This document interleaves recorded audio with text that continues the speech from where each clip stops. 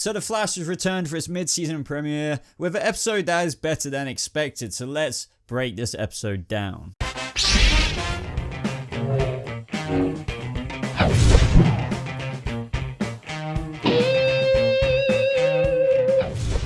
What is up, species? Welcome to a brand new Flash breakdown and review. It's been a little while. Well, it hasn't been a massively long time, but obviously the Flash has been on break and it's finally back. And with all of the information really we got recently with quite a few different trailers, showing different stuff, and we're like, okay, so what are we really getting in episode 10? That was indeed Weather Witch and Silver Ghost with, the new meta tech. Was it like a meta fob or a meta key or something? But either way, as a result of all of those different trailers over the break, I was very hyped for some of the stuff we had to come, but not necessarily the stuff we had to get in this episode, which was Weather Witch, and maybe just a bit of a filler episode considering all of that cool stuff we saw from the previous trailers, like Barry going to the Flash Museum with Iris, even though now we know it's in Nora's memories and stuff like that. I was just like, I just want to get to it. But this episode was, as I said, better than expected, and it didn't leave us without any of that cool stuff that we wanted. For example, the episode started off right away with, Eobard, Thawne, and Nora, and it definitely gave me, and all fans, I'm sure, quite a lot of insight into their relationship. So before I get into this, guys, and break down the episode as a whole, be sure to subscribe to this channel. I was about to say this channel, if you want to see more videos just like this, and of course, like it, as it really does show support for the channel and it really does help this video. So of course, everyone, I want to get straight into that Thawne and Nora stuff, because that was definitely the most intriguing part of this episode. And just overall anyway, Nora is having a hard time thinking people can change this episode because of Thawne. What happened in that beginning scene plays a reoccurring thing throughout this episode. Like, Nora automatically assumed that Weather Witch was as simple as what she saw before, like this crazy ass villain who can't really be redeemed. That's because bad people don't change, or something like that. She said a line like that, and that is because of what she learned about Eobard recently, well, with the mid-season finale, knowing that her grandmother was killed by Eobard Thawne, a guy who definitely, from what we learned in this episode, she had some kind of relationship with, some trust with, and that really, really showed. And we've learned some very interesting stuff from Eobard.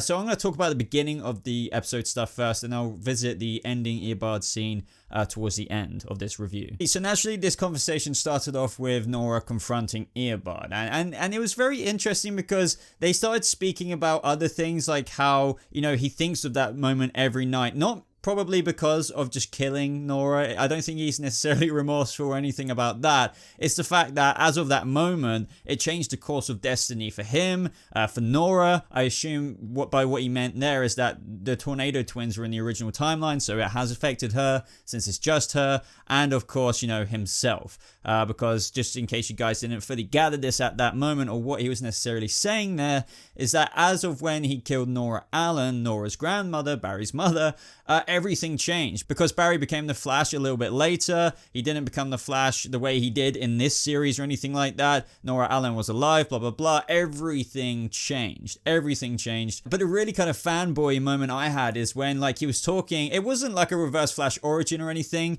but he openly confessed to Nora that he wanted to be just like the Flash. He was inspired by him just as Nora is inspired by her father. He literally wanted to be Barry Allen, the Flash. But then when he learned, about his future as the Reverse Flash, he said that realization broke him. And that is what he became, or who he became, and why he became the way he is today. Now, some people do criticize that kind of story, just saying, just because you know your future doesn't mean you have to do that. But Eobard was like, screw it.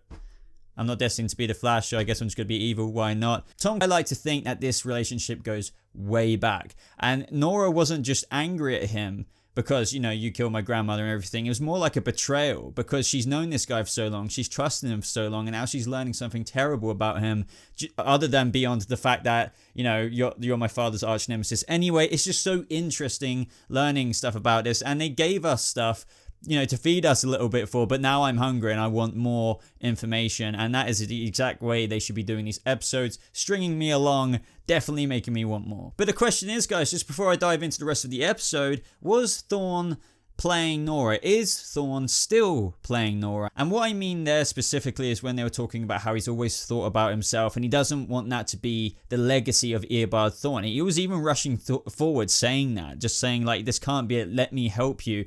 Obviously saying that he doesn't want to just be the way he has been, he doesn't want that to be his legacy. But is this all to just persuade her? Is this all just to manipulate her even further? And the second he gets out of there, will he be back to his, reverse Flash ways? I think it's too good to be true, even though in this episode there was a bit of a theme. And even Nora, which is quite edgy here, asked Barry at one point when he was in the pipeline, what about Eobard Thawne? Could he be redeemed, basically? So, yeah, even he in the future could be. So that was very interesting, and that is what reignited Nora's spark later on in the episode to go back and visit him. But I'm getting way ahead of myself now. But I would love to know your thoughts there. Do you think that little bit at the end where he's talking about his legacy and how he doesn't want everything he's been so far to be his legacy from here on out, do you think that's just a play? But aside from that, guys, we learn where Joe is. In case you didn't know, Joe is coming back. His back injury in real life has got a lot better, and I think he'll be back around episode 15 onwards. But essentially the excuse is that, he's visiting Wally with baby Jenna. Other sort of things that we got teased throughout this episode is Sherlock with the Speed Force symbols. Very interested about that. Obviously, he questioned Barry at a certain point in the episode in the pipeline about those very Speed Force symbols, which I found very, very interesting. Barry put it down as like chronolinguistics or something like that, which is an interesting word and way to put it. But Sherlock's purpose in this episode was just to show the audience, don't worry, we haven't dropped this, I am investigating it, or this character is investigating it, we will learn more just in a matter of time. Not necessarily next episode or the episode after that, but it will happen in the next few episodes, some kind of revelation. And especially with that Gideon ending with Sherlock, I found very interesting as well, just because, Barry said, oh yeah, not even Gideon could figure it out. And I wonder if that is still true. First, that made me think, But then again, Nora was only scanning these messages to Eobard Thawne. Maybe Gideon was still telling the truth. She was transmitting those messages, doesn't mean she can read them. So, when we saw Sherlock go in to the Gideon room, I know I'm saying different points at different times here in terms of the episode, but, I guess it's like best to last, I guess. Anyway, Sherlock asked Gideon about all the files on Nora West Allen. She's just like, yep, she's erased everything. And that is just making, obviously Sherlock is a fantastic detective. He was on Nora straight away in terms of, sniffing what she was up to. And now this has just probably made him head over heels wanting to actually close this investigation of his and get to the bottom of it. And just know what the heck is going on with her. And I wonder what other words he might decipher from the algorithmic patterny thing he's doing with the Speed Force symbols on his computer. So now onto the whole meta of the week kind of thing in this episode. So naturally, I've skipped over a few things, but Barry and Iris and Nora went to court. Barry was, supposed to be there as the CSI, for Weather Witch's trial. And Weather Witch, I kind of like how they threw other things in there. Cecile was sensing a lot of remorse from her and doesn't want to be pinned down as a father. I get all of that. And to be honest, this episode did make me like the Weather Witch character more. From the Weather Witch introduction, I didn't necessarily find a lot of strength in the acting skills necessarily, or just I didn't find it so cool. It definitely felt very Flash meta of the week, fillery kind of episode back then. But, this episode, she definitely did make me like her character more. And that was good going into this kind of awkward kind of feeling I was having with the new rogues, if that makes sense. Because obviously we had Silver Ghost this episode. She stole a Lamborghini. We saw that she had Metatech. We knew this was coming from, obviously the plenty of trailers we've got recently.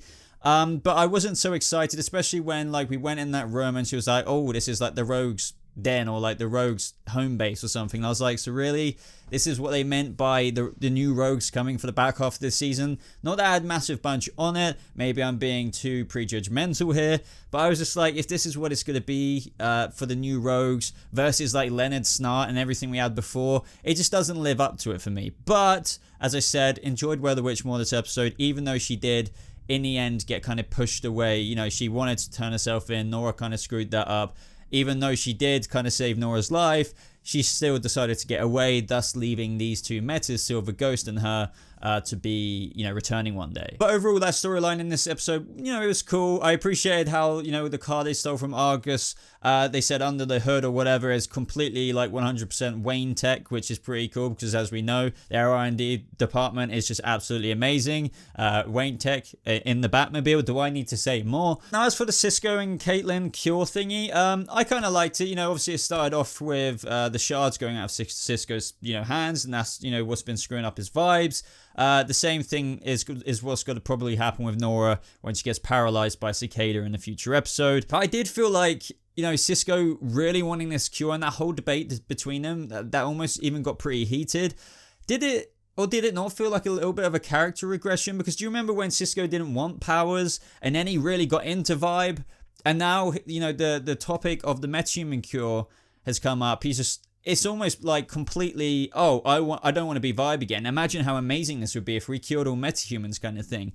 And obviously Caitlin wasn't like that. She was like the voice of reason. She was almost like, me saying like, oh, yeah, fair enough. I wanted to get Killer Frost once, but now I don't. And it would be wrong to do this to all metahumans. So that's why she laid down some ground rules towards the end. I do get it. And I was actually surprised in the sense of they did mention some of my points, which I thought were quite far reaching, and how they could cure all metahumans with this. They could stop people's powers from manifesting, people who don't even want them, or even to people who are abusing them. But yeah, I guess the thing that I didn't get so hyped about this is just when Cisco was just like, oh, this gives metahumans a chance at a normal life. But I completely agree with Caitlin. It's just like, well, if you take that away, they probably won't feel themselves. And it just felt out of place a little bit for Cisco to be saying all of this. I know he has some problems with vibe sometimes, but I would say that he's enjoyed it more than what he hasn't. So I don't know, it just felt a bit forced there. I would love to know what you think. I don't know, guys, but now going towards the end of the episode, we obviously had Nora visiting Thawne again. And now this was a very, very unforeseen thing, I think, for me, because when he said that time is not on his side, and I think he said like 51 hours left. That wasn't like 51 days, was it? I can't remember the second count. Either way, I'm thinking that Thawne is on death row. And then Nora's saying, I want to believe there's still good inside you, Thawne. And then Thawne is just like, let me prove that there is. And this just kind of makes me think, so all of that stuff I was mentioning earlier, could that literally be true? This guy might be on death row, might be getting put to death in a matter of hours or days, whatever it was. I can't remember off the top of my head. But the point being, oh, let me help you. And all of this stuff you were saying earlier, it's kind of interesting motivation when you're going to be probably put to death. Now, that hasn't been confirmed, but why else would there be a timer there?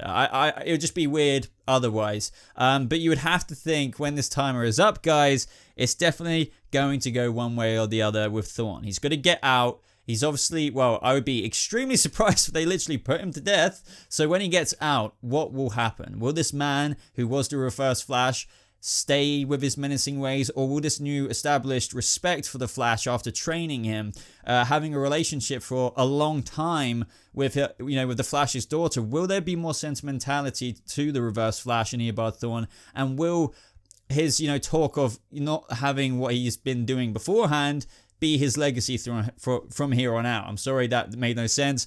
But it seems like he wanted to change, but is that all an act? I would love to know your thoughts, and that is what redeems this episode for me to be quite a good episode. As I said, the new Rogue stuff wasn't as bad as what I thought it was, but chucking in that Eobard stuff definitely gave it the silver lining of the episode for me. So that's why it was, quite a good episode coming back. But I think it's only going to get better from here on out with the Flash Museum and stuff, going into Nora's memories that way, getting further with Cicada and getting further with Thawne. But aside from that, guys, thank you so much for watching. I hope you really enjoyed this video. If you did, why not hit that like button, as it really does show support for the channel. As I said, links as always are in the description down below if you want to join my Discord server, talk directly with me there about the Flash and other shows. Other than that, I have a merch shop. Check out my merch there, and a Patreon if you want to fuel the content that I create on this channel just a little bit more. I really appreciate it. But thank you so much, Speedsters. I hope you have a lovely rest of your day, and I'll see you in the next video. Goodbye.